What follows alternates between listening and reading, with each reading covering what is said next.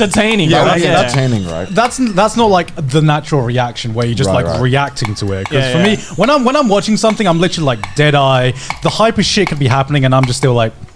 Yeah, that's pretty much me. Unless it's sad, then I'm just like sobbing my eyes out. I'm fucking crying. Like like when I'm in that mood, I will fucking cry at anything. Right. Yeah. Like I fucking cried at the God of High School episode, and I was like, why? This shit was fucking awful. God of High School? No, because I just wanted to cry that day. Like, I need something. And so that was the episode. So wait, what? At what scene? Must have been like, we're talking like episode 5 now. You watched episode 5? I've watched episode 5. There's someone with his backstory with his friend, and I was like, this isn't even that fucking sad. Like, because and they completely ruined the show for me the episode before with the wedding, and I was like, Yeah, so dumb. That wedding episode was the dumbest episode. And then you cried the next episode. Yeah, because I was in one of those moods where like a fucking Cheeto commercial would get me like. You know what I mean? Like, I don't know what you mean. I get those moods where sometimes like I'm not going to cry, but I know that crying will make me feel better. Yeah. Even though I'm not sad. I'll just cry just because it'll help. I'm sure like there's people who can relate to this. I'm sure, yeah, I'm but sure. I don't think you're gonna find them in this podcast.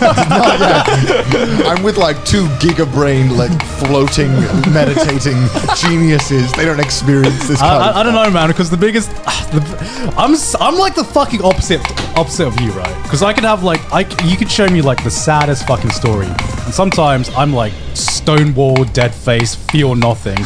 You play like the Anohana ending song or a certain piece of music. I'm like bawling my eyes out, man. Music for me is such an important. It all goes back to that make me music cry. episode, doesn't it? Yeah, exactly. I was listening to music the other day, and I was like, oh yeah, my favorite songs is just the ones with no talking. I like the noise. I did appreciate Kevin Penkin's tweets, just being like how he was so giga tilted when he watched that episode, because he tweeted out being like, okay, people are linking me to this particular Trash Taste episode. I gotta go check it out, and then like 2 hours later he just tweets out being like, Connor, we have to talk.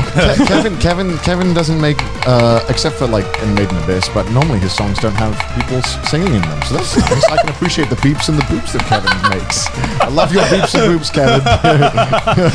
Hey there, it me. Call me Mr. TT, the Big PP Man. This episode of Trash Taste is sponsored by Xenonzard. Xenonzard is a very unique anime-themed AI-based card game for mobile that is quite freshly released worldwide. Fight along and against AI that give advice and support you within the game. There are 16 different AI companions that you can choose from that are based on a questionnaire at the beginning of the game, and you can choose your favorite AI companion based on your personality. Not only that, but the AI will adapt to your playstyle the more that you play, and give you better and better advice across the game. You can create a deck from 500 different cards from 7 different categories.